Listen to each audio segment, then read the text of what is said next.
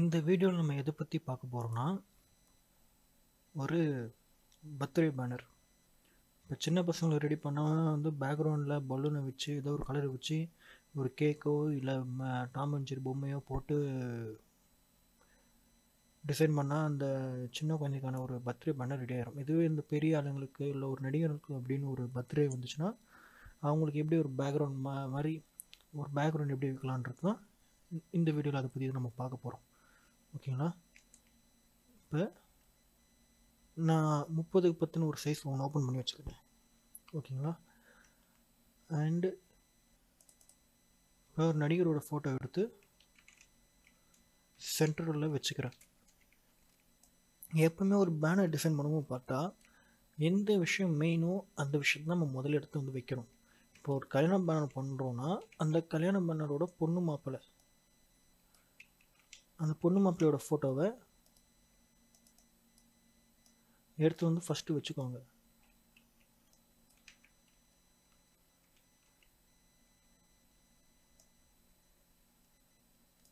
இல்லை ஒரு குழந்தைக்கு பர்த்டேனா அந்த குழந்தையோட ஃபோட்டோவை ஃபஸ்ட்டு எடுத்து வந்து ஒரு பொசிஷனில் வச்சுக்கோங்க. அந்த மாதிரி எந்த ஒரு முக்கியமான விஷயமோ அதுதான் முதல்ல எடுத்து வந்து வச்சுக்கணும்.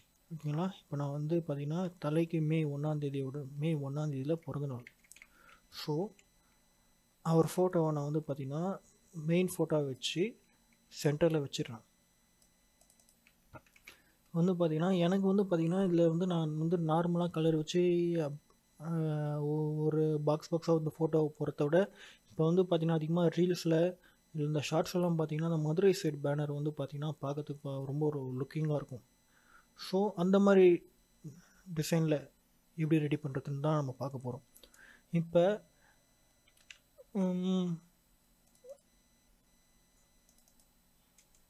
இந்த மெட்டல் டெக்ஸ்சர் பேக்ரவுண்டை எடுத்து பேக்ரவுண்டில் பேஸ்ட் பண்ணிடுறோம். பேஸ்ட் பண்ணிவிட்டு அதுக்கப்புறம் என்லார்ஜ் பண்ணிடுறோம்.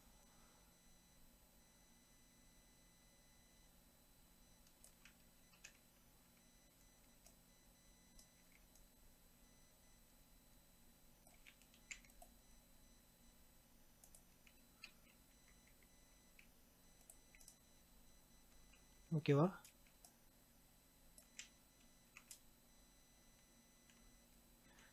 நான் வந்து தலைக்கு பின்னாடி அந்த மெட்டல் டெக்ஸ்சரை ஃபில் பண்ணியாச்சு. அடுத்துக்கப்புறம் என்ன பண்ண போகிறோன்னா நியூயார்க் சிட்டி பேக்ரவுண்டை தூக்கி என்லார்ஜ் பண்ணி அதே தலைக்கு பின்னாடி வச்சிட்றேன். இந்த தடவை Ctrl+Shift+U அமுக்குனா அந்த நியூயார்க் பேக்ரவுண்ட் வந்து பிளாக் அண்ட் ஒயிட்டாக மாறிடுது. அதுக்கப்புறம் பார்த்திங்கன்னா ஷிஃப்ட்டு பிடிச்சி ப்ளஸ்ஸு கொடுத்து வேறு பிளெண்டிங் மோடு எது சூஸ் ஆகுமோ அதை நான் பார்த்துட்டு வரேன். இப்போ எனக்கு இந்த பிளெண்டிங் மோடு ஓகே. இந்த பிளெண்டிங் மோடு பேர் ஓவர்லே. இந்த பிளெண்டிங் மோடு எனக்கு ஓகேன்னு தோணுது. அதுக்கப்புறம் என்ன பண்ண போகிறேன்னா கிரேடியன்ட் டூல் யூஸ் பண்ணி பாதி பேனருக்கு நான் வந்து பிளாக் அப்ளை பண்ண போகிறேன். நியூ லேயராக போட்டு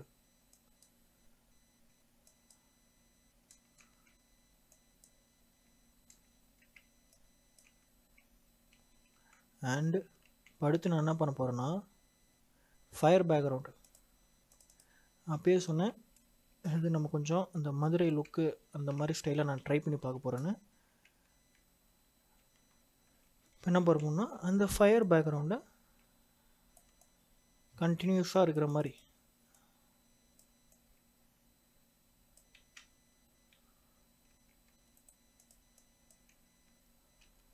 ஃபஸ்ட்டு ஸ்க்ரீன் கொடுத்துக்கலாம். ஸ்க்ரீன் கொடுத்தா ஒரு லேயரில் இருக்க எல்லா பிளாக்கும் காணாமல் போயிடும். ஸோ அதே காப்பி பண்ணி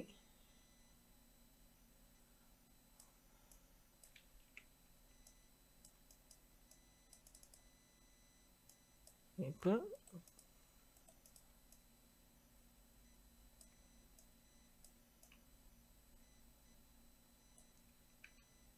பார்த்தீங்கன்னா பிளாக் ஃபுல்லாக வச்சாச்சு. அண்ட் அந்த வச்ச 4 லேயரையும் நான் மெர்ஜ் பண்ணிக்கிறேன். திருப்பி ஸ்க்ரீன் கொடுத்து இருக்கிற பிளாக்கெல்லாம் தூக்கிடுறேன். தூக்கிட்டு கொஞ்சமாக டவுன் பண்ணிடுறேன். அதுக்கப்புறம் பார்த்தீங்கன்னா ஃபயர் ஸ்பார்க், அந்த தீ பொறினும்ல அந்த லேயரை நான் அந்த இமேஜை எடுத்து பேனோட பேக்ரவுண்டில் பேஸ்ட் பண்ணுறேன்.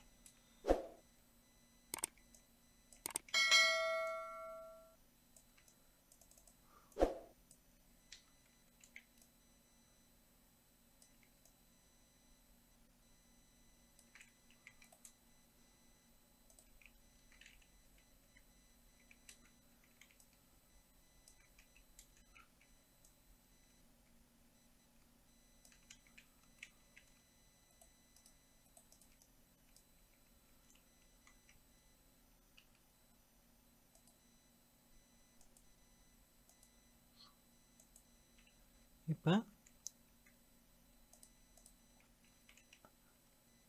நல்லா தீ கொழுந்து விட்டு எரிகிற ஒரு எஃபெக்ட் நமக்கு கிடச்சிருச்சு.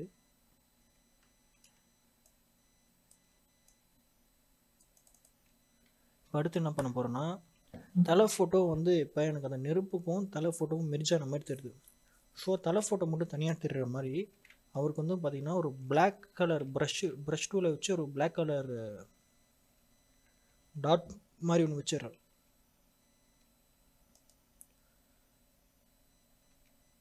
ஒரே ஒரு கிளிக்கு தான் கொடுக்குறேன். இப்போ நீங்கள் அந்த ஒரு கிளிக்கை கொடுக்காம 2-3 கிளிக் கொடுத்தீங்கன்னா அந்த பிளாக்ன்றது நமக்கு ஓவராக தெரியும். ஸோ நமக்கு அந்த ஓவராக தெரியறது தேவையில்லை. சும்மா நார்மலாக ஒரே ஒரு கிளிக் கொடுத்தீங்கன்னா அதுவே போதும்.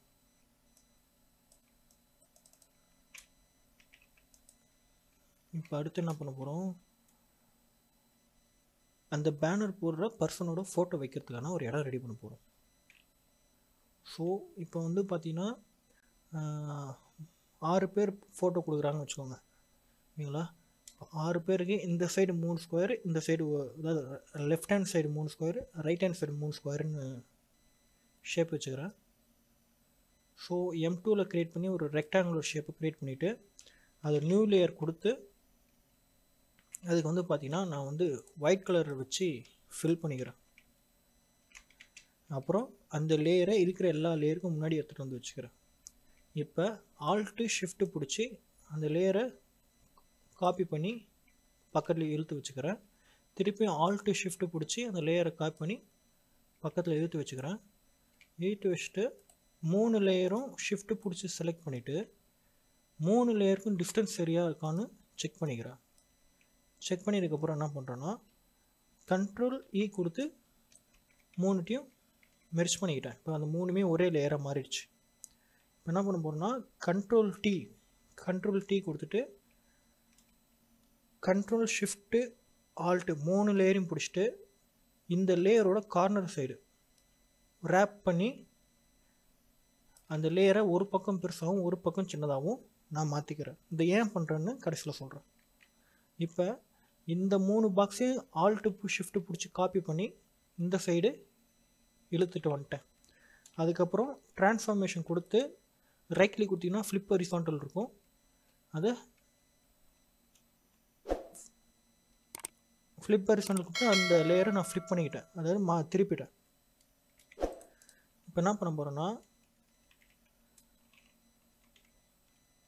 பென் டூவில் க்ரியேட் பண்ணி இந்த லேயர் லெஃப்ட் சைடு இருக்க அந்த பாக்ஸில் இருக்கும்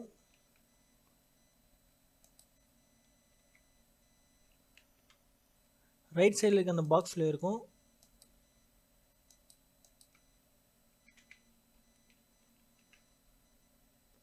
ஒரு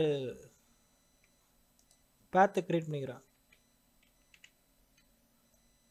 பேத்தை க்ரியேட் பண்ணிட்டு சென்டரில் ஒரு அந்த பேத்துக்கு நடுவில் சென்டரில் ஒரு கிளிக் பண்ணிட்டு அதை கண்ட்ரோல் பிடிச்சா பிளெண்ட் ஆகும், அந்த பேத்து பிளெண்ட் ஆகும். ஸோ எனக்கு எந்த அளவு தேவையான ஒரு இது வருதோ, ஏதாவது ஒரு வளைவு வருதோ அந்தளவுக்கு தேவையான ஒரு வளைவை க்ரியேட் பண்ணிட்டு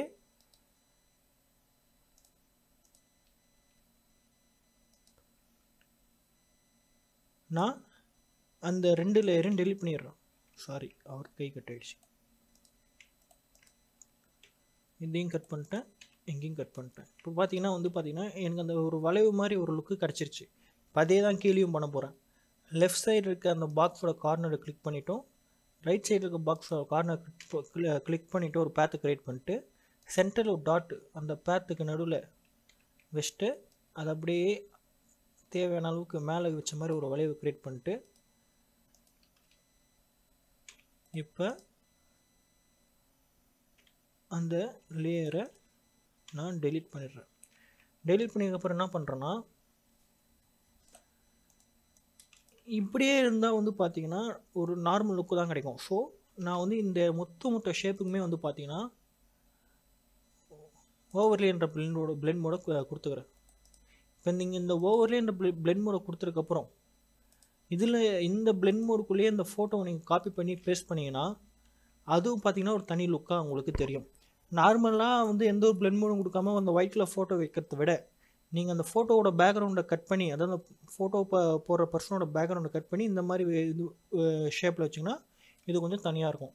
இப்போ அந்த மூணு பாக்ஸையும் நான் தனித்தனி லேயராக காட்டுறதுக்காகவோ இல்லை இன்னும் எக்ஸ்ட்ரா ஒரு அடிஷ்னல் எஃபெக்ட் கொடுக்கறதுக்காகவோ பார்த்தீங்கன்னா லென்ஸ் எஃபெக்டை நான் ஒவ்வொரு பாக்ஸுக்கும் நான் நடுவில் கொடுக்க போகிறேன். ஸோ கூகுளில் லென்ஸ் ஃப்ளேர்னு டைப் பண்ணிங்கன்னா நமக்கு நிறையா கிடைக்கும். இப்போ பார்த்தீங்கன்னா நமக்கு அந்த ஃபயர் பேக்ரவுண்ட் எல்லோயிஷாக இருக்குது. ஸோ அந்த எல்லோயிஷ்க்கு ஏற்ற மாதிரி ஒரு லென்ஸை நமக்கு சூஸ் பண்ணிட்டா இன்னும் கொஞ்சம் நம்மளுக்கு அட்ராக்ஷனாக தெரியும். ஸோ இதே மாதிரி எல்லோ இருக்கிற லென்ஸை நான் சூஸ் பண்ணிக்கிட்டு என்ன பண்ண போகிறோன்னா ஸ்க்ரீன் கொடுத்தா ஒரு லேயருக்கு எல்லா பிளாக்கும் காணாமல் போயிடும். ஸோ அங்கங்கே பாயிண்ட் பண்ணி நான் சென்டரில் வச்சிடுறேன்.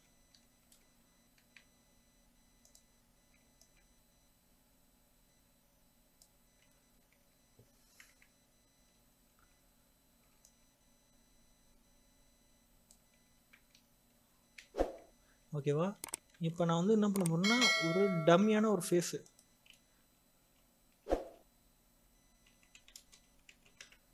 எடுத்து உங்களுக்கு வச்சு காட்டுறேன், எப்படி இருக்குன்னு பாருங்கள். ஓகேங்களா?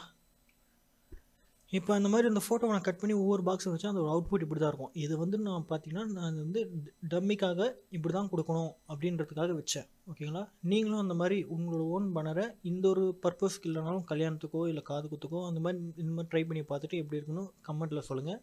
இந்த மாதிரி இன்னும் நிறைய டிப்ஸ் வேணும்னா இல்லை உங்களுக்கு